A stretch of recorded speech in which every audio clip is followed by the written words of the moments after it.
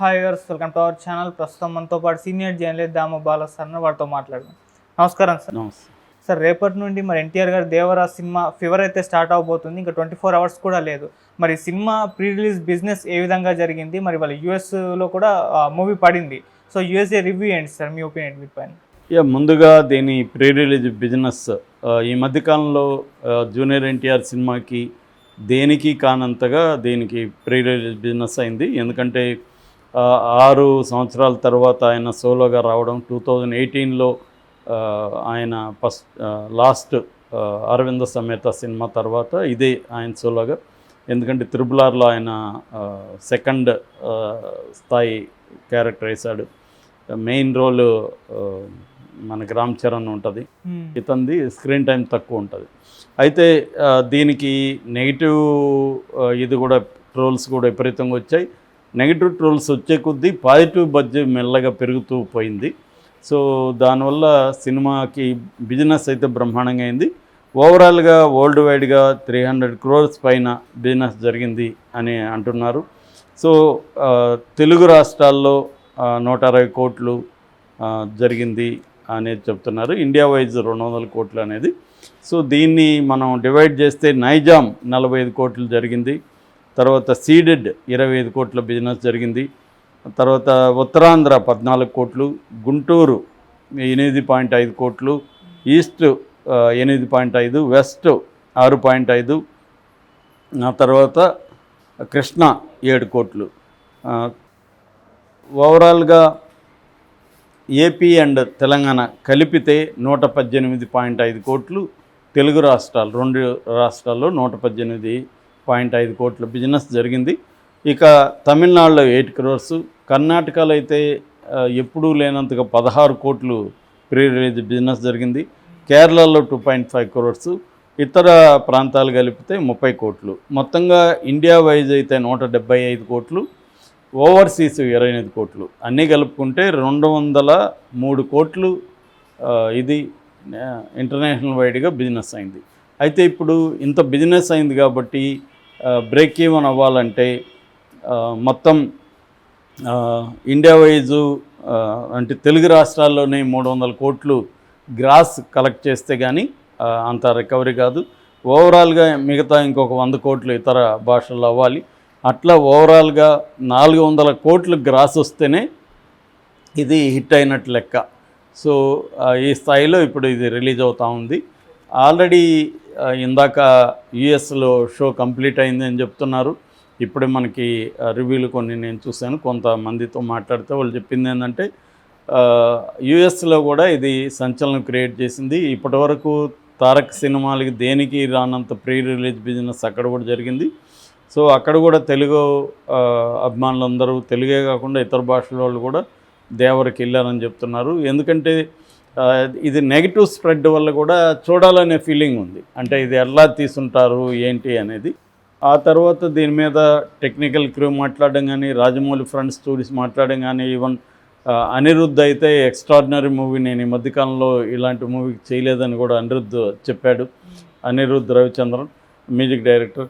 So ఇలాగ దీని పట్ల బడ్జ్ అయితే బాగా మెల్లగా క్రియేట్ అయింది స్లోగా.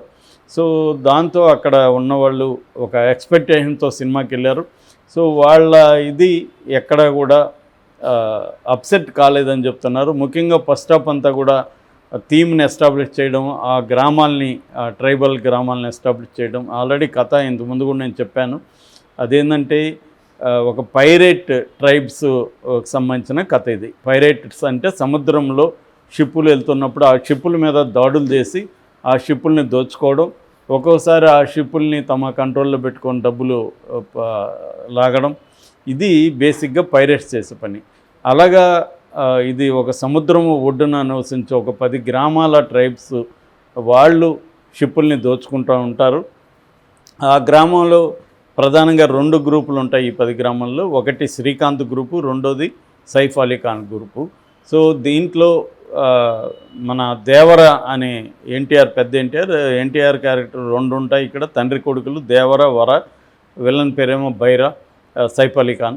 సో ఇప్పుడు దేవర ఎంటర్ అయ్యి ఈ గ్రామాల్లో, వీళ్ళ గ్రామాల్లో ఉన్న ట్రైబ్స్కి భయం అనేది తెలియదు. దే నెవర్ అంటే వాళ్ళకి ఎప్పుడు కూడా చిన్నప్పటి నుంచి భయం అనేది వాళ్ళు ఎరగరు. ఎందుకంటే వాళ్ళని భయపెట్టే అంశం ఏది కూడా లేదు, ఎవరు కూడా లేరు ఇప్పటి వరకు. సో అలాంటి వాళ్ళకి భయం చూపించి మీరు బతకాల్సింది ఇలా కాదు, దొంగతనం చేసి కాదు, నీతిగా బతకాలి అని నేర్పించిన కథే ఇది బేసిక్గా. ఇందులో ఫస్ట్ పార్ట్ సెకండ్ పార్ట్ కాబట్టి ఫస్ట్ పార్ట్లో దాదాపు 3 hours వరకు వచ్చింది సెన్సారు. మళ్ళీ వీళ్ళు ఒక 7 minutes కట్ చేశారు. కట్ చేసి 2.5 వరకు తగ్గించగలిగారు వీళ్ళు. సో అందువల్ల లెంగ్త్ బిగినింగ్ కంటే కూడా ఇప్పుడు ఇంకా షార్ప్గా అయింది. సో ఫస్ట్ హాఫ్ అంతా కూడా సీనియర్ దేవరా ఎలా ఇది చేశాడు ఇవన్నీ, తర్వాత వాళ్ళిద్దరి మధ్య సైఫ్ అలీ ఖాన్ ఫస్ట్ మంచిగా ఉంటాడు, దాని తర్వాత యామార్చి పెద్ద దేవర్ని సముద్రంలో చంపేస్తాడు. సో ఇతనేమో చిన్న దేవర కొడుకు వర జూనియర్ ఎన్టీఆర్ కొడుకు ఎన్టీఆర్ ఏమో పిరికివాడిగా పెరుగుతాడు.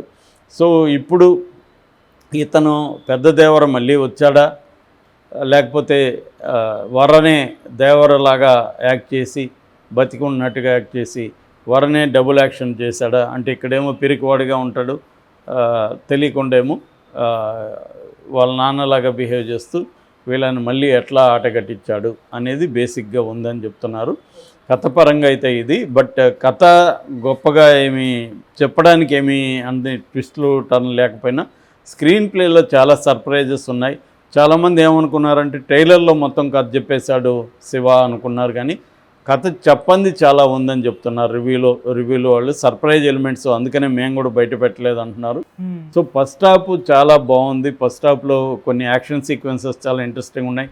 ముఖ్యంగా సముద్రం మీద ఇప్పటి వరకు హాలీవుడ్ సినిమాల్లో మాత్రమే మనం చూసాం, కానీ ఇండియన్ స్క్రీన్ మీద సముద్రాన్ని ఇలా ఎవరూ చూపించలేదు. ముఖ్యంగా అండర్ వాటరు లోపల పైన ఇటువంటి సీన్లు ఎక్కడా రాలేదు.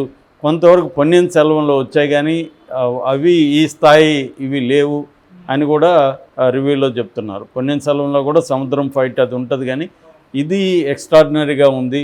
అట్లాగే షార్క్తో పోరాటం, షార్క్ని మచ్చిక చేసుకోవడం, షార్క్ని తన వాహనంలాగా చేసుకోవడం, ఇవన్నీ కూడా ఎక్స్ట్రాడినరీగా ఉన్నాయి అనేది చెప్తున్నారు. ఇక సెకండ్ హాఫ్ అయితే ముఖ్యంగా లాస్ట్ 40 minutes అయితే ఇప్పటి వరకు మనం ఎవరం కూడా ఇండియన్ స్క్రీన్ మీద ఇలాంటి చూడలేదు, అంత ఎఫెక్టివ్గా ఉంది అనేది చెప్తున్నారు. దాన్ని అయితే మనం ఊహించలేము, ఇలా ఉంటుంది సినిమాలో ఉంటుంది అనేది ఎవరు ఊహించలేము.